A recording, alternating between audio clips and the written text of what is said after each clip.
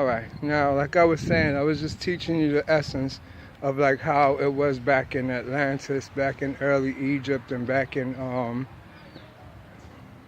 Africa. Period. Well, the thing to this is that when we talking now about like um, being one with the gods or living with the gods, everybody at one point in time all used to just be in the physical in the daytime. They see the world like how we see it, but they also had a separate side to them that occurred at night when they would lay their body down. What you would call sleep would be a lucid state for them, and they would leave their physical body and go up into the astral where they would receive lessons from the gods, and they would learn all the different elements, all the different ways to heal, and a whole bunch of other stuff.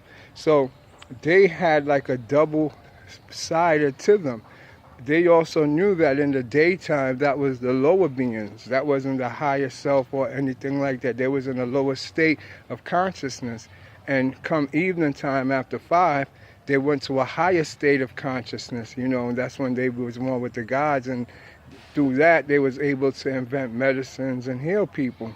A lot of things people don't understand is like, for instance, we don't do these astral traveling and into this Reiki system like how it was back in those days when people was in Egypt and back in Atlantis and everything, because we didn't do no stuff where we had all this surgical equipment and tools and medical stethoscopes and all these things. Most of everything was just done through the medicine. They gave you some type of ayahuasca, something to induce you into a state of like sleep or a rest state. And once they put you on that table, that's the only thing you see in them Egyptian hospitals or temples, yes, is one bed. Because one bed is all they do, and they put you into a state of sedation, and then the gods or the entities will come, and the priest will project an image to you. He'll be talking to you, and an image will come into your mind, and they'll use that image with the entities and the gods to heal you.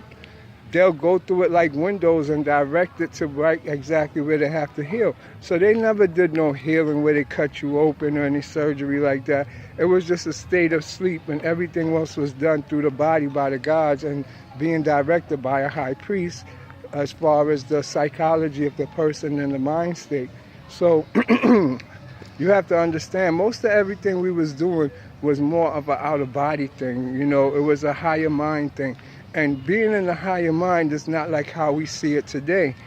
You have two minds. You have your lower mind, which is in your solar plex. It keeps you in a state of anxiety, fear, thinking people's against you, people hate you, people love you, your desires, your displeasures. Everything is caught up down there. That's your everyday living. But that's not where your mind really is supposed to be. It's supposed to be up here in your head.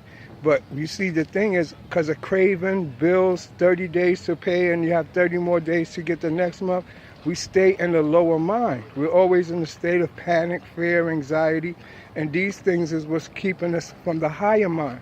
So somehow you got to be able to put yourself in a better condition in life so that you could get to your higher mind.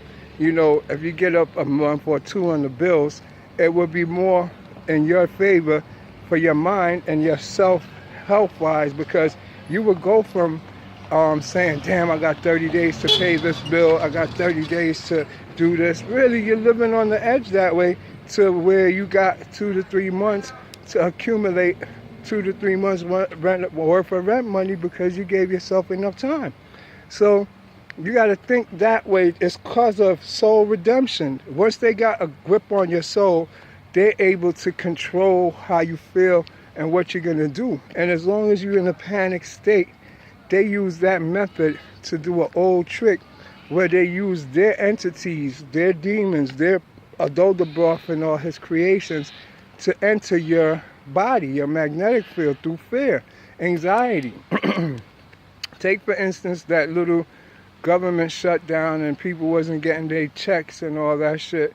If you're in the government, they used that for that one day. You know how many people got possessed by these spirits because anxiety and fear ran through them? That's when they attacked. You see, they're floating all over in the air. They're not just forces.